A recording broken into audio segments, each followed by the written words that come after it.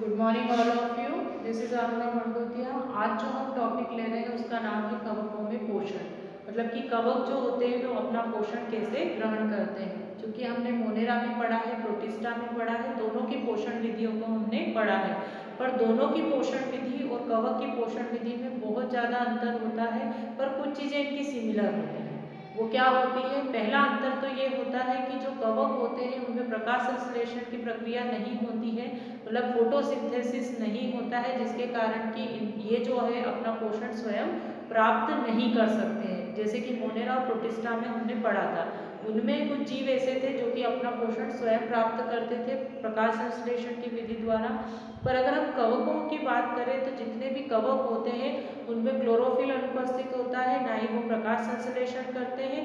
तो इसी कारण से वो अपना पोषण कैसे लेते हैं? वे अपना पोषण लेते हैं अदर ऑर्गेनिज्म से या दूसरे जीवों से प्राप्त करते हैं, चाहे वो पौधे हों चाहे कि वो जीव जंतु हो। तो जब ये अपने दूसरे जीवों से अपना पोषण लेते हैं तो इन्हें क्या कहा जाता है? परपोषी पोषण बोलते हैं, या हेटेरोट्रॉपिक मोड ऑफ न्यूट्रिशन बोला जाता है। स्वयंपोषी और परपोषी, आपको पता है कि स्वयंपोषी क्या होते हैं? जो अपना फूड स्वयं बनाते हैं, जिनमें पौधे आते हैं।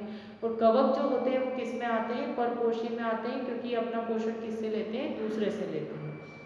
और इनमें क्या होता है? जड़ तना पत्तियां अनुपस्थित होती है। इनका शरीर जो होता है वो कैसा होता है? थैलस या सुकाय में होता है, परिवर्तित हो जाता है। तो वैसे भी ये फिर क्या करेंगे? प्रकाश संश्लेषण नहीं कर सकते हैं। हम इनमें अगर पोषण की विधि की बात करें तो जितने भी कवक जगत के जीव होते हैं उनकी पोषण विधियों को 3 भागों में बांटा जाता है, जिसको हम क्या कहते हैं? पहला होता है परजीवी पोषण, जो मैंने आपको बोर्ड पे मेंशन कर दिया है। फर्स्ट क्या होता है? परजीवी पोषण होता है, दूसरा होता है मृतजीवी और तीसरा होता है सहजीवी पोषण। पहले हम बात कर लेते हैं परजीवी की। तो परजीवी का मतलब क्या होता है? अगर कोई फंगाई अपना पोषण जो होता है अदर जीव के शरीर पर रहकर या फिर किसी पौधे के शरीर पर रहकर, जीवित होना चाहिए, जीवित जीव या जीवित पौधे के शरीर पर रहकर अगर अपना पोषण प्राप्त करते हैं तो इस विधि को हम क्या कहते हैं? परजीवी पोषण विधि बोलते हैं। और ऐसे जीव को क्या बोला जाएगा? परजीवी जीव बोला जाएगा, या परजीवी कवक बोल सकते हैं हम। तो बहुत सारे ऐसे परजीवी होते हैं जिनमें कि वो विकल्पी भी होते हैं और अविकल्पी भी होते हैं, मतलब उनके पास ऑप्शन भी होते हैं, क्योंकि कुछ विशेष परिस्थितियां ऐसी होती है कि उन्हें अपने भोजन लेने की क्षमता में या भोजन लेने की विधियों में भी परिवर्तन करने होते हैं। तो उसके आधार पर भी क्या होता है? जो परजीवी होते हैं, परजीवी मैंने आपको बता दिए हैं कि जो अपना पोषण किससे ले रहे हैं? किसी जीवित जीव से या फिर जीवित पौधे से अगर प्राप्त करते हैं तो उसको हम क्या कहते हैं? परजीवी जीव पोषण कहते हैं। पर यहाँ पर मैं आपको एक छोटी सी थिंक बता देती हूँ, वो ये है कि जितने भी कवक होते हैं उन कवक में क्या होते हैं? कुछ विशेष अंग होते हैं जिसे चूषक अंग बोला जाता है।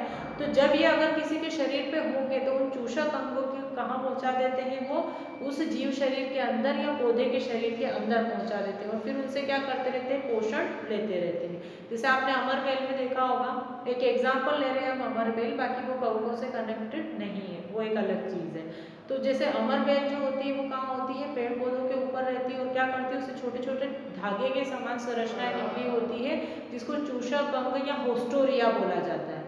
तो उस होस्टोरिया को कहाँ पहुँचा देती है? उस पेड़ के अंदर, और क्या करती रहती है? उससे पोषण लेती रहती है जब तक कि वो पेड़ नष्ट ना हो जाए। तो सेम इज इसमें भी ऐसा ही होता है ना? दोनों में अंतर है, क्योंकि वो एक प्लांट है, एक क्रीपिंग प्लांट है, और ये एक अलग चीज हो गई। ठीक है, दोनों में अंतर है। तो हम बात करते हैं परजीवी की। तो परजीवी भी दो प्रकार के होते हैं, जिसको हम अविकल्पी और विकल्पी परजीवी बोलते हैं। अब अविकल्पी का मतलब क्या होता है? जिनके पास कोई ऑप्शन नहीं होता है, मतलब कि वे केवल फिक्स्ड एक ही प्रकार से पोषण को लेंगे। जैसे कि अगर हम अविकल्पी की बात करें तो अविकल्पी में क्या होगा?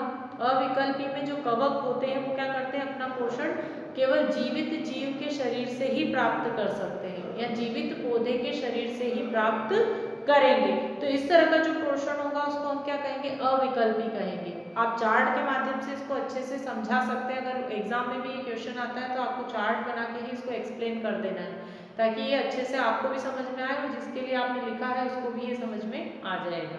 दूसरा होता है विकल्पी। विकल्पी का मतलब जिनके पास ऑप्शन होते हैं, जिन फैकल्टेटिव अगर होते हैं, तो मान लीजिए अगर कोई परजीवी या फिर कोई कवक जो होता है अपना पोषण किसके रूप में प्राप्त कर रहा है, जीवित जीव से प्राप्त कर रहा है या जीवित पौधे से प्राप्त कर रहा है। पर कभी कभी क्या होता है, परिस्थितियां ऐसी बनती है कि उनके पास कोई जीवित जीव अवेलेबल नहीं है या जीवित कोई पौधा अवेलेबल नहीं है, तब वो अपना पोषण कैसे लेंगे, तब वो अपना पोषण लेते हैं मृत जीवों से। तो यहाँ पर इसने क्या करा, ऑप्शन ढूंढा, इसीलिए हम इसको क्या कहते हैं, विकल्पी, है ना। जिनके पास ऑप्शन नहीं है वो अविकल्पी, कोई विकल्प नहीं है ना। और जो विकल्पी होते हैं उनके पास ऑप्शंस होते हैं, तो दोनों में ये डिफरेंसेस होते हैं, तो उसके बेस पर ये क्या होते हैं, अलग अलग होते हैं। ये तो हो गए न्यूट्रिशन लेने के बेस के आधार पर अगर इनकी पोजीशन हम देखें तो पोजीशन की बेस पर ये अलग अलग होते हैं। पोजीशन का मतलब क्या होता है, स्थिति। मान लीजिए हम परजीवी की बात करें तो परजीवी कहाँ होते हैं, परजीवी होते हैं या तो किसी पोषक के शरीर के अंदर होंगे या पोषक के शरीर के बाहर होंगे।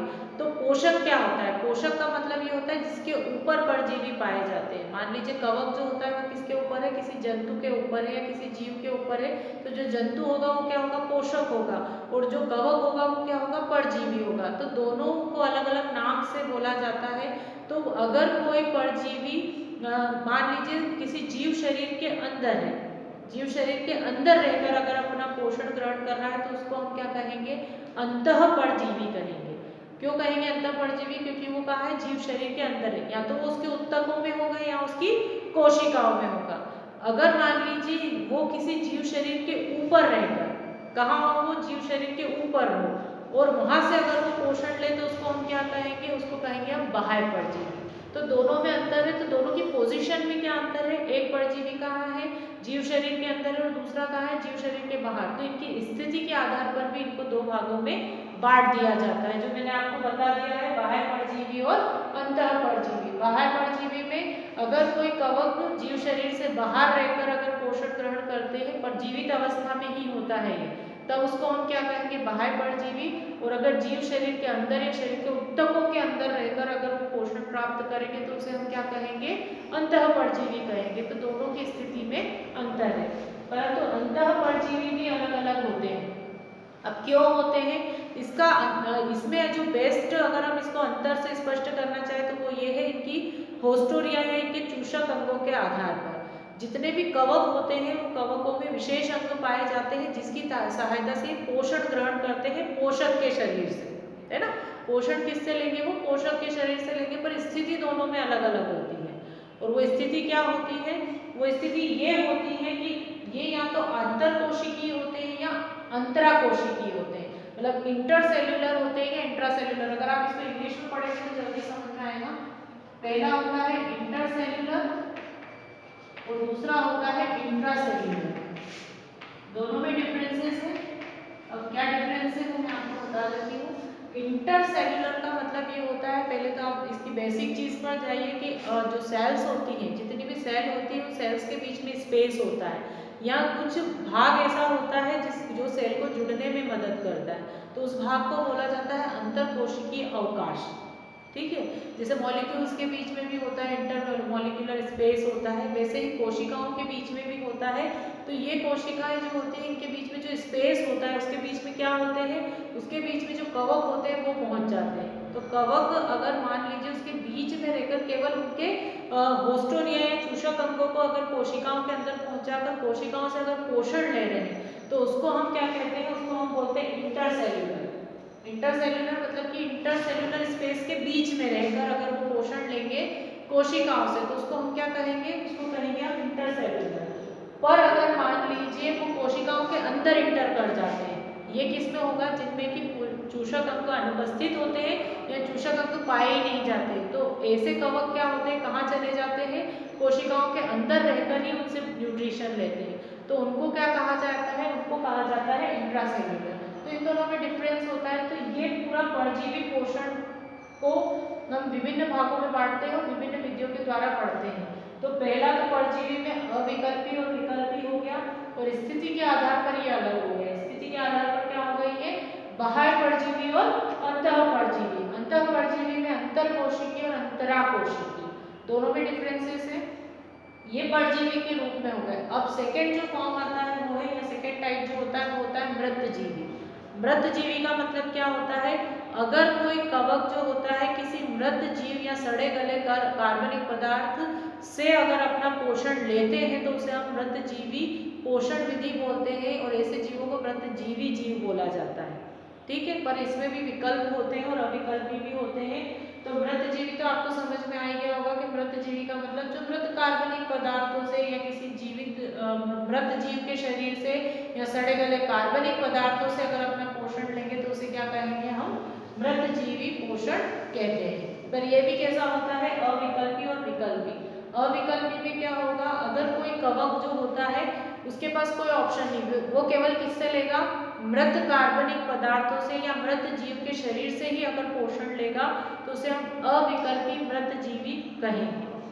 पर अगर कभी कभी ऐसी कंडीशन होती है कि कुछ ऐसे कवक होते हैं जो मृतजीवी पोषण तो करते हैं पर अगर ऑप्शन नहीं होता है तो वो किससे ले लेते हैं, वो जीवित जीव के शरीर पर रहकर भी अपना पोषण ले लेते हैं। तो उसको हम क्या कहेंगे, उसको विकल्पी मृतजीवी पोषक कहेंगे। तो ये इसमें डिफरेंसेस होते हैं दोनों मृतजीवी में। थर्ड आता है सहजीवी। अब सहजीवी का मतलब क्या होता है, सहजीवन व्यतीत करना। सहजीवन मतलब कि अगर कोई दो जाति के जीव एक साथ रहकर अपना जीवन यापन करते हैं तो उसको हम कहते हैं सहजीवी पोषण। ठीक है, सहजीवी पोषण का सबसे बेस्ट एग्जांपल अगर हमको कवकों में देखना है तो वो है लाइकेन। क्यों, क्योंकि लाइकेन में क्या होता है, लाइकेन जो होता है उसमें जो शैवाल और जो कवक होते हैं वो आपस में एक दूसरे के साथ जीवन व्यतीत करते हैं, जिसको कि हम क्या कहते हैं एक साथ जब उसका म्यूचुअल अंडरस्टैंडिंग जो होती है या म्यूचुअली जो बेनिफिशियल जो उसकी प्रोसेस होती है या उसका कॉम्बिनेशन जो होता है उसको हम क्या कहते हैं लाइकेन कहते हैं। तो लाइकेन में एल्गी भी रहता है और उसके साथ में फंगाई भी रहता है और दोनों एक दूसरे के साथ जीवन जीते हैं। एल्गी क्या करता है, फोटोसिंथेसिस करके फूड फॉर्म करता है और उसको न्यूट्रिशन प्रोवाइड करता रहता है फंगस को, और फंगाई क्या करता है उसको रहने के लिए स्पेस दे देता है। तो दोनों एक दूसरे को क्या करते हैं, बेनिफिट्स पहुंचाते हैं।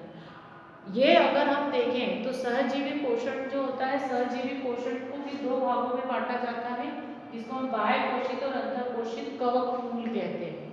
अब कवक मूल क्या होता है, कवक मूल का मतलब ये होता है कि कुछ हायर जो प्लांट्स होते हैं तो हायर प्लांट्स की जो जड़ें होती हैं उन पर कवक पाए जाते हैं और वो क्या करते हैं उनकी जड़ों पर एक लेयर बना देते हैं, एक आवरण बना देते हैं। और ये जनरली कहाँ होता है, ऑर्किड्स के पौधों में होता है। ऑर्किड्स के जो पौधे होते हैं वो कहाँ पाए जाते हैं, वो पाए जाते हैं ठंडे जगहों पर।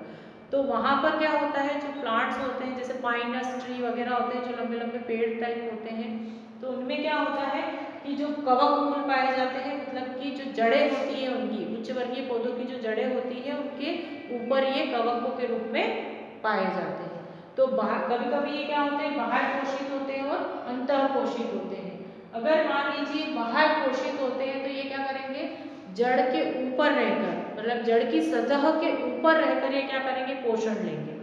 तब हम उन्हें क्या कहेंगे, बाह्य पोषित, क्योंकि बाहर है वो, है ना। पर अगर हम अंतः पोषित की बात करते हैं तो अंतः पोषित में क्या होता है, ये कवक कहाँ चले जाते हैं, उत्तकों के अंदर।